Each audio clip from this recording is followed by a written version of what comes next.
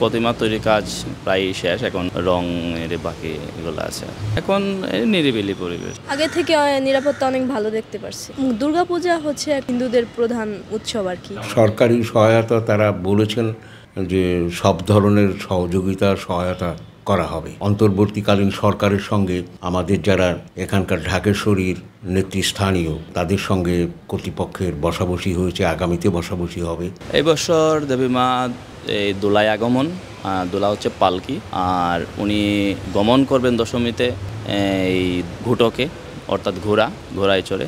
এই বছর আপনার 9 তারিখে ষষ্ঠীর মধ্য দিয়ে পূজা শুরু হবে এবং 12 তারিখে নবমী এবং দশমী একই তিথি পড়াতে 12 তারিখে শেষ হয়ে যাবে।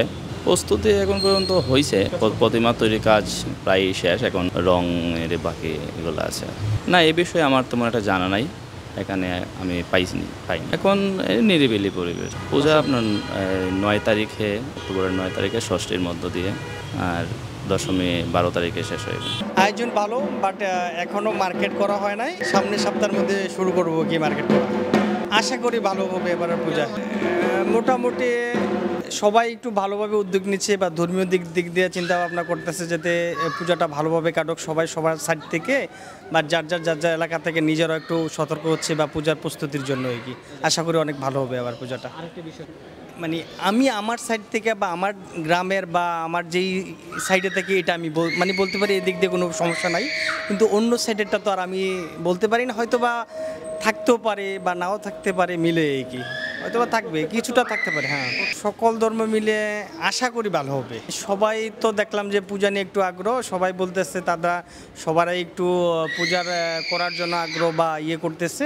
তারা সবাই বলছে যে নিজেরা থেকে বা পাহারা দিবে বা এটা সেটা করবে। আশা করি ঠিক আছে, তারা যেটা বলছে এটা অনেক ধন্যবাদ, কিন্তু আমরা নিজেরাও চাচ্ছি যে আমরা নিজেরা করার জন্য, নিজেরাই ভাবে শক্তিশালী হয়ে নিজেরাই করার জন্য। আশা করি ভালো হবে। আগের মোটামুটি প্রায় শেষ পর্যায়ে অনেক জায়গায়, এখন শুধুমাত্র রং করা বা শেষ সময়ের যেই প্রস্তুতিটা ওইটাই হইতেছে আর কি। এখন সহযোগিতা বলতে এটা হচ্ছে আসলে মানুষ টু মানুষ বেরি করে, সব ধর্মেই তো আসলে চায় যে ভালো কিছু করার জন্য, কিন্তু তার মধ্যেও কিছু মানুষ আছে যার জন্য হচ্ছে আমাদের হিন্দু মুসলিমের মধ্যে একটা প্রবলেম তৈরি হয় আর কি।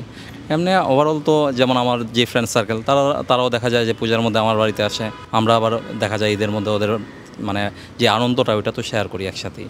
হ্যাঁ, প্রতি বছরই তো ভিন্ন রকম একটু বেশি জাঁকজমক হয়, এবারও সেটাই হবে। যদিও দেশের অবস্থা ভালো না, তারপরেও যতটুকু করা যায় আর কি। আগে থেকে নিরাপত্তা অনেক ভালো দেখতে পারছি। এখনও কেনাকাটা ওইভাবে শুরু হয় নাই, মানে সামনে করব আর কি। দুর্গাপূজা হচ্ছে একটা মানে হিন্দুদের প্রধান উৎসব আর কি।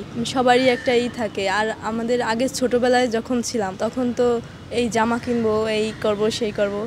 এখন বড় হয়েছি, ওইটা একটু কমছে।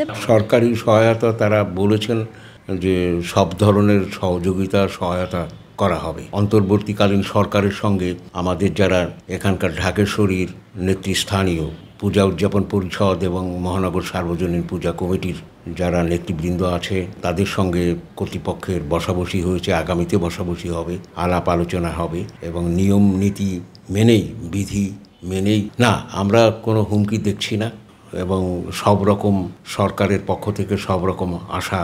নিরাপত্তাও আমরা দেখছি, নিরাপত্তা নিজেদের দিতে হবে, সরকারকেও সহযোগিতা করতে হবে। পুরো দেশ জুড়েই পুজো হবে।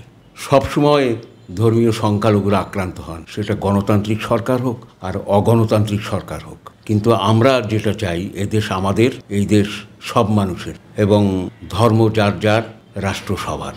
আমরা এই দেশটার এই উন্নয়নের অংশীদার হতে চাই। সব মানুষ ভালো থাকুন, কর্তৃত্ববাদ, পারিবারিক পরিবারতন্ত্র, তারপরে সাম্প্রদায়িকতা নিপাত যাক, সব কিছু নির্মূল হোক, ভেঙে চুরে সব কিছু অশুভ তৎপরতা ভেঙে চুরে নির্মল হোক।